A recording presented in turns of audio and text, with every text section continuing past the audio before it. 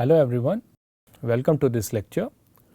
So, the plan for this lecture is as follows. In this lecture, we will introduce a very popularly used cryptographic primitive in the public key setting, namely digital signatures, and we will see the motivation for digital signatures.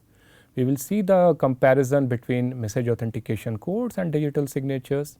We will discuss certificates and public key infrastructures, hash and sign paradigm for signing long messages, and then finally we will discuss on a very high level how we can achieve authenticated encryption in the public key domain using Signcryption schemes. So, let us start with the motivation for digital signatures, and before going into that, let us first try to understand the importance of physical signatures which we use in the real world. So, all of us know that physical signatures have got tremendous applications, and the main purpose is to verify the authenticity of a document. For example, if I take the digital copy of my Aadhaar card, it is signed by the if I take since I am considering physical signature, if I consider for example a signed check which I have given to you, then if you submit it to the bank can verify the authenticity of the signed check by verifying my signature. And the main security goal for the physical signature is that even if there is a person who has seen me signing several documents, it should be very difficult for that person to forge a legitimate signature on this document which I had never signed in the past. So, the main goal here is basically to verify the authenticity of a document. Now, digital signatures, they can be viewed as digital analog of physical signatures, and it has got tremendous applications in the context of real world scenario. So, for example, they are used extensively for digital certificates and public key infrastructure. Right. So, when I say digital certificate, you can imagine for instance the digital Aadhaar card. So, you do not need to carry your Aadhaar card in the physical format. Now, you have the digitally signed Aadhaar card, and if you submit it at some at whatever place you are supposed to produce your Aadhaar card, the corresponding entity can verify the digital signature and either accept or reject your digitally signed Aadhaar card. We will see what exactly public key infrastructure is and how digital signature are used in the public key infrastructure. We also use digital signatures for software updates. So, whenever we buy a software for the first time, the verification key of the vendor who is providing me the software comes along with the purchase, and I can store the verification key of the vendor with me, and later on if the vendor is giving me some updates for the same software, I can verify whether the updates are coming from the legitimate source or not by verifying a signature on the updated software coming from the vendor. We also use digital signatures for contract signing where we have legal applications. So, now let us understand the formal definition of digital signatures. So, it is a triplet of algorithm, a key generation algorithm, a signature algorithm or a signing algorithm and a verification algorithm, and it supports messages from some publicly known plain text space. So, the key generation algorithm outputs two keys. Since we are in the public key setting, one key will be the verification key which will be available in the public domain, and the other key will be SK, which is the signing key, and it will be available only with the signer. So, the way this key generation algorithm is executed is as follows. So, if I am a signer, to set up my key I run the key generation algorithm and I make my verification key available in the public domain. So, we assume that the verification key of the so called sender, an authenticated copy of the so called verification key of the so called sender will be available in the public domain.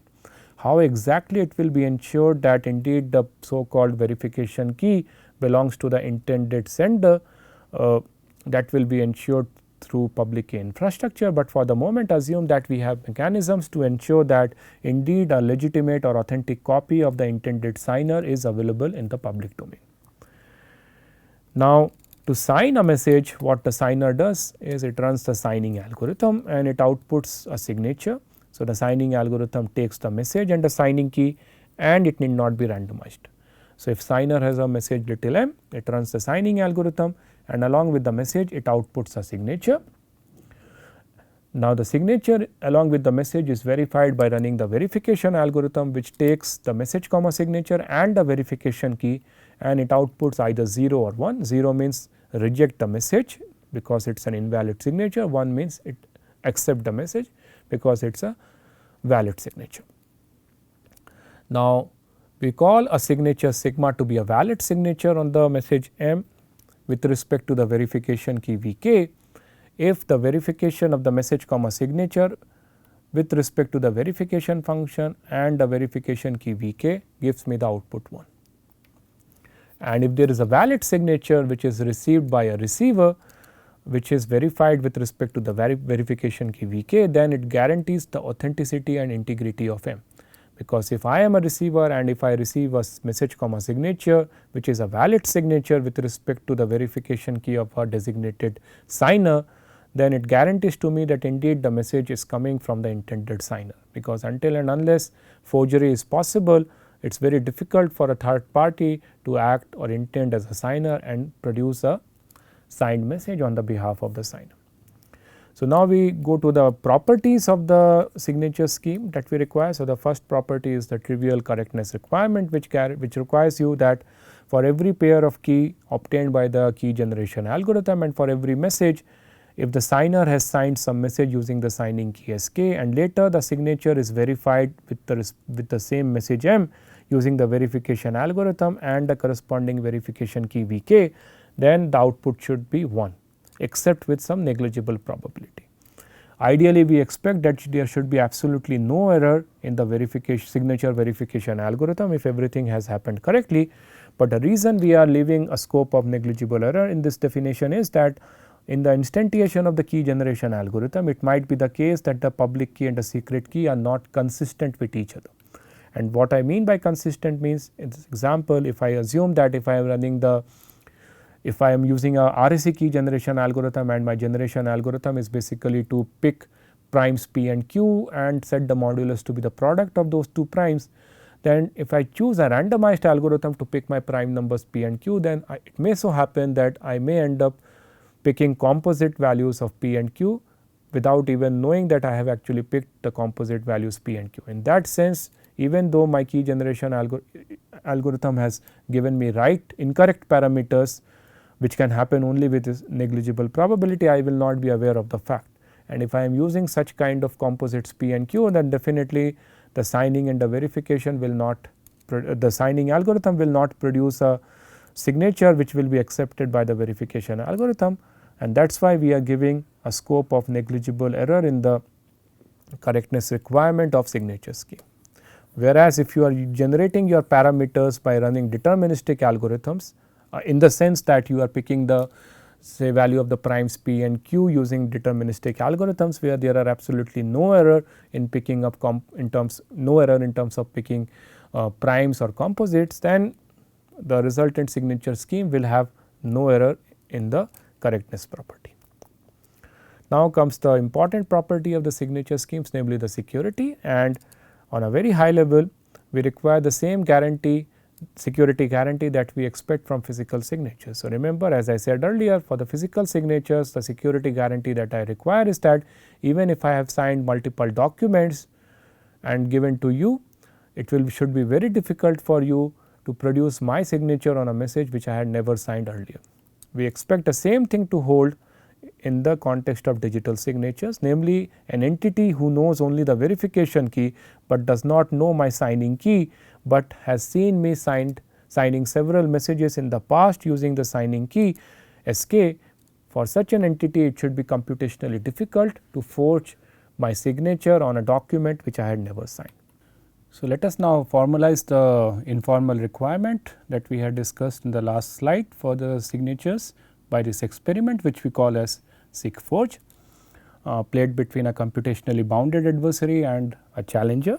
And on a very high level, the game is something similar which we had used to model the security requirement or the forgery requirement against the message authentication code.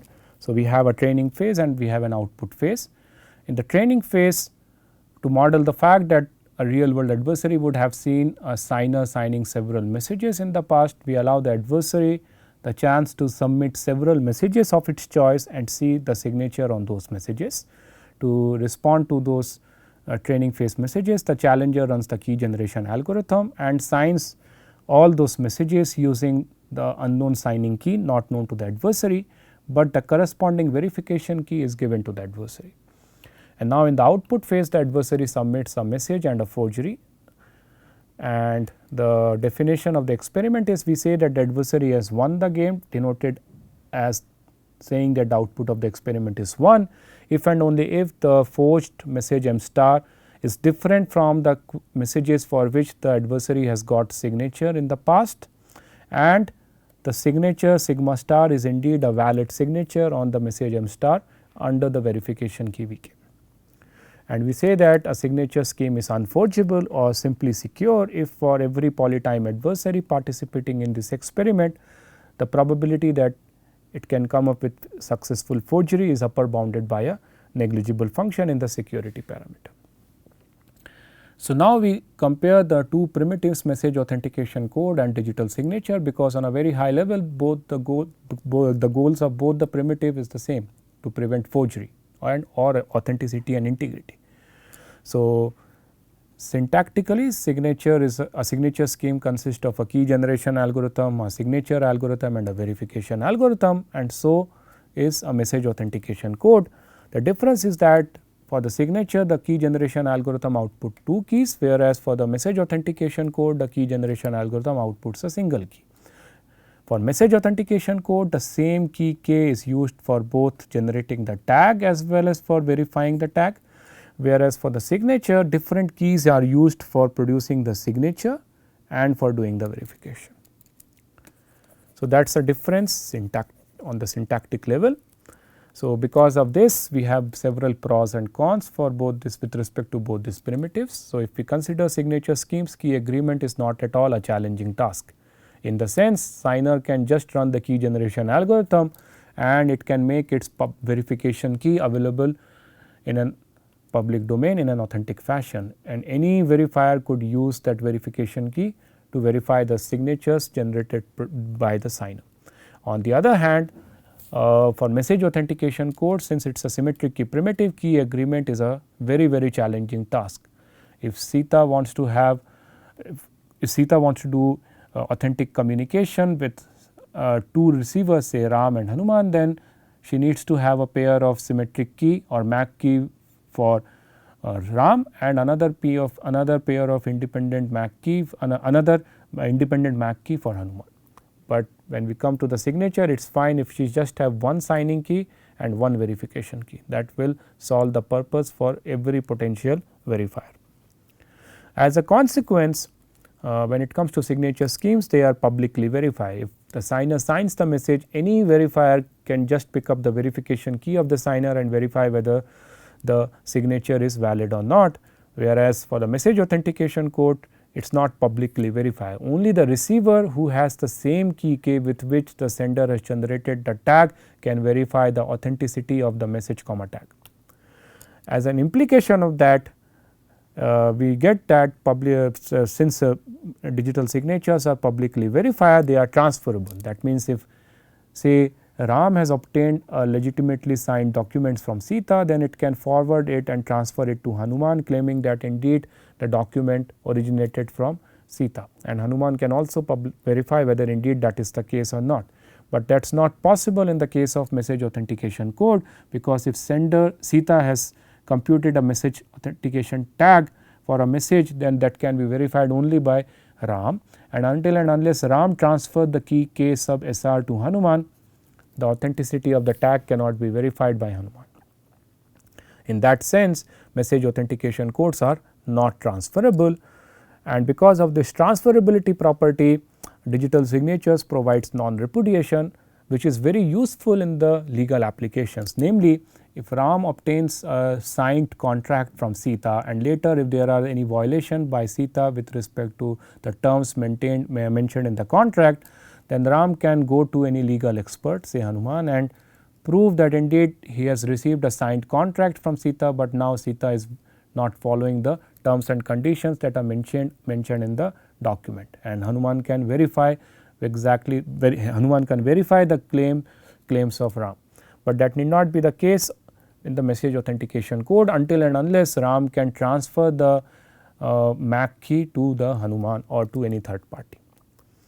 So, it might look like that digital signatures have all the good features and message authentication codes have all the bad features, but that is not the case, because if we consider the computational aspect for message authentication codes and digital signatures, it turns out that the amount of computations that are required for digital signatures, they are of order of several magnitude compared to the amount of computations required for message authentication codes. Specifically, the signature schemes that we are going to see based on the RSA function and Diffie-Hellman problems, there we will be performing modular exponentiations modulo a very large modulus, whereas as we had already seen, message authentication codes can be designed very efficiently using block ciphers. So, that is a trade off between message authentication code and digital signatures, depending upon whether you prefer efficiency versus public verifiability, non-repudiation, transferability. You can use either message authentication code or digital signatures. So, now let us discuss a very practical application of digital signatures, namely that of public key infrastructure and digital certificates. So, till now I was constantly saying that if there is a entity say CETA, right, which has run the key generation algorithm of a public key encryption scheme and has obtained the public key and secret key, we were assuming that the public key of CETA is available in the public domain in an authentic fashion. That means anyone, any receiver or any entity RAM who wants to do a secure communication with CETA can look for the public key of so called CETA, and we were assuming that there is a mechanism for RAM to verify that whether the so called public key indeed belongs to the intended CETA or not. We were assuming that an authentic copy of the public key PK of the intended CETA is available in the public domain. But now we would like to answer this question, that how at the first place RAM can verify whether indeed the public key PK which is available in the public domain is the public key of the so called CETA or not, right. So, we would like to now solve this problem, and to solve this problem we assume that we have, or all the parties in the system have access to a trusted authority whom we call certificate authority or CA, which I denote by M, considering it is the master, and this master will have its own signing key and verification key for some secure signature scheme. And we assume that somehow the verification key of this master is available to any entity RAM who wants to verify the authenticity of the public key of CETA, right. So, that is a trust assumption we are making in this whole solution, right. Now, to convince RAM that indeed the public key PK belongs to CETA, what CETA can do is it can, in the offline, it can go to the master and it can request the master or the certificate authority that please certify my public key PK, right. And to do the certification, what the authority can do is it can perform the verification, namely it can verify the credential of so called CETA, it can verify whether indeed it is the right CETA or not, what exactly are its credential and so on. And if the credentials are verified successfully, the master authority or the certificate authority can issue a digital certificate, which basically is the signature of the master on a certificate stating that indeed the public key or the encryption key of the entity CETA is PK, right. So, that is a digital certificate or basically a signature digitally signed document produced by the certificate authority and given to CETA. All this is happening in the offline, right. Nothing as of now, no communication has happened between CETA and RAM here, everything CETA is performing in the offline. Now, once this certificate is obtained by CETA, what CETA can do is, if she now wants to convince RAM that indeed the public key PK belongs to her, what she can do is she can transfer the public key PK to RAM, and along with that she can send the certificate issued by the certificate authority. And now you see that RAM can verify whether indeed the so called public key which he has obtained from CETA indeed belongs to CETA or not, because what he has to do is he has to just verify whether the digitally signed certificate or the signature is indeed the right signature for the message that sender's public key or CETA's public key is PK. under the verification key of the certificate authority, which we are assuming is available to the entity RAM.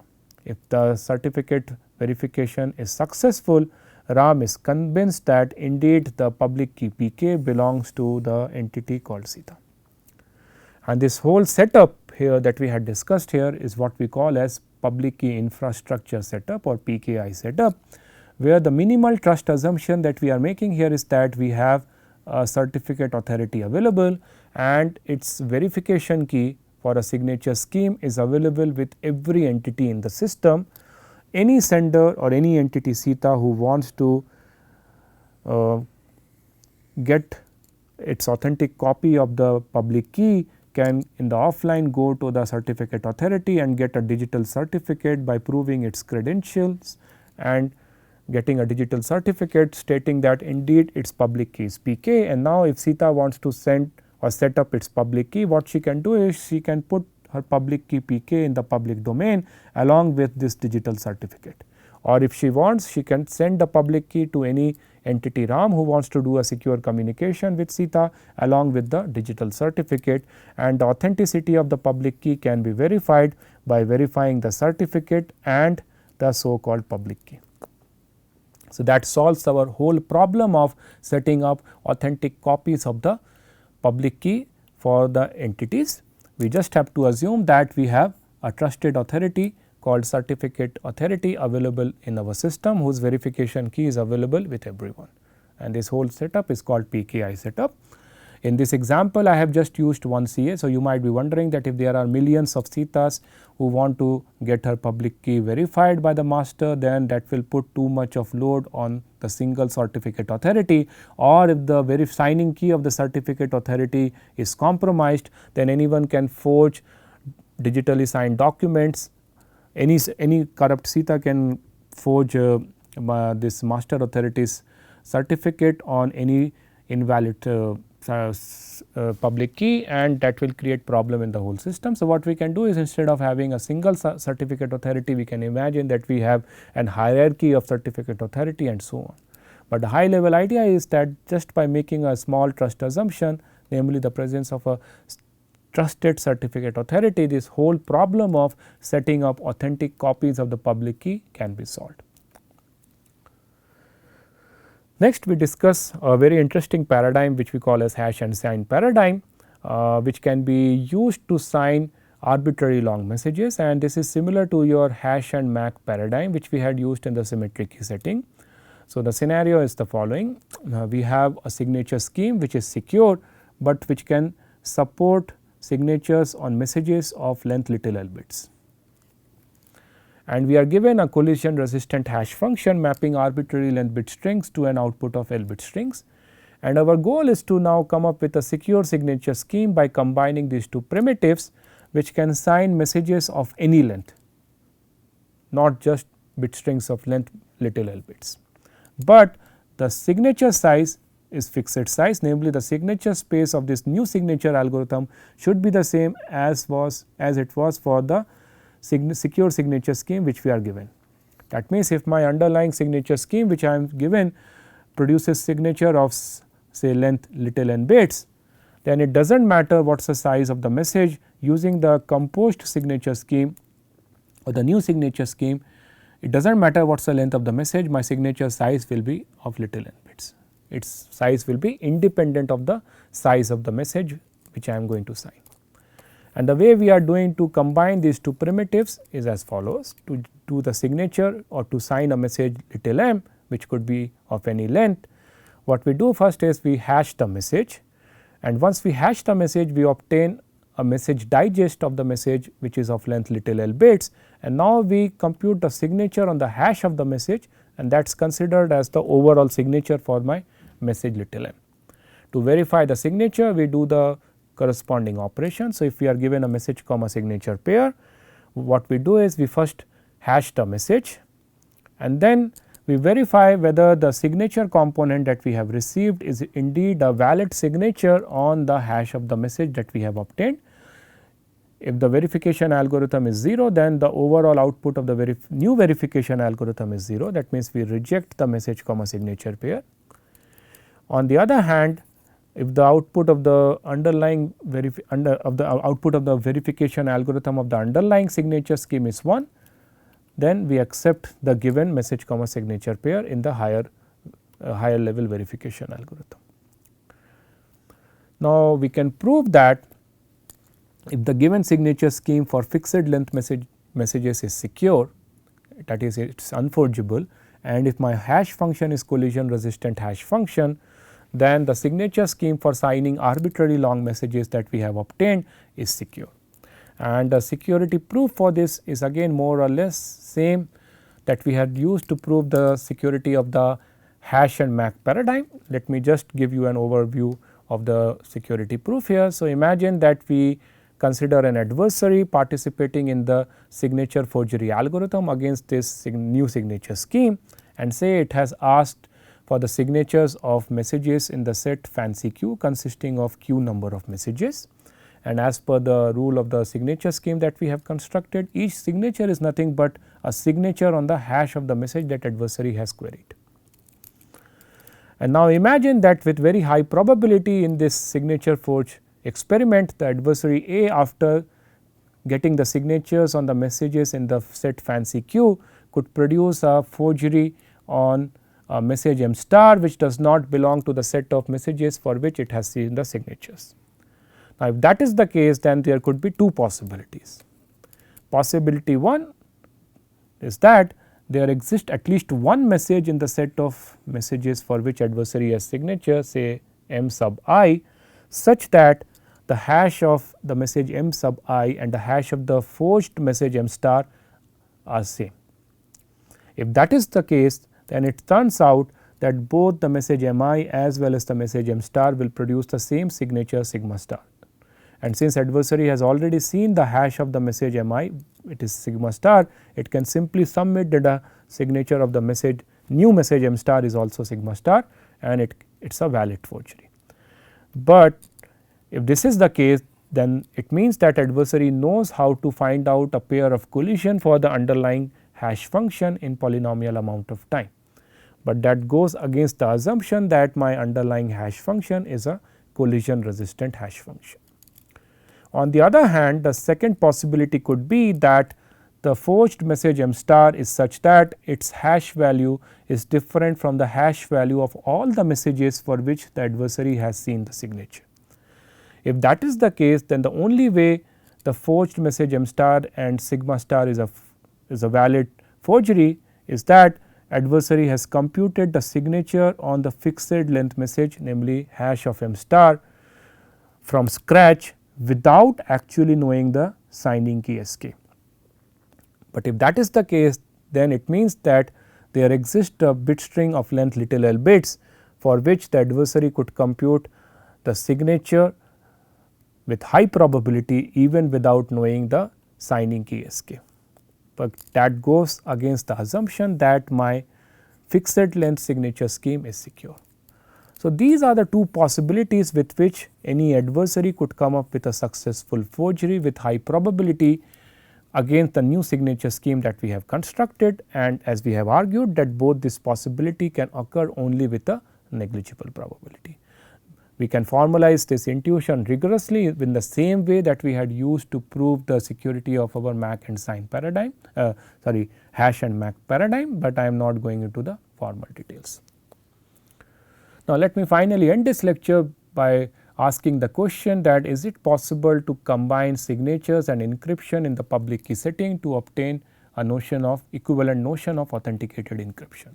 So, remember in the symmetric key world we had seen that if there is a sender and a receiver with no pre-shared information and connected by a publicly open insecure channel, then by using an authenticated encryption scheme which we can obtain by generically combining a CPS secure symmetric key encryption and a secure MAC, we get the effect of a virtual secure channel between the sender and the receiver which satisfies three properties, namely privacy, authenticity and integrity. A natural question will be that if we now go to the public key world, we know how to achieve privacy using encryption, and we have argued till now that how we can achieve integrity and authenticity in the public key domain using signature schemes. So, is it possible now to combine these two primitives, say using the encrypt then authenticate approach, and get an authenticated encryption scheme, namely the effect of a virtual secure channel between the sender and the receiver, satisfying privacy, authenticity and integrity.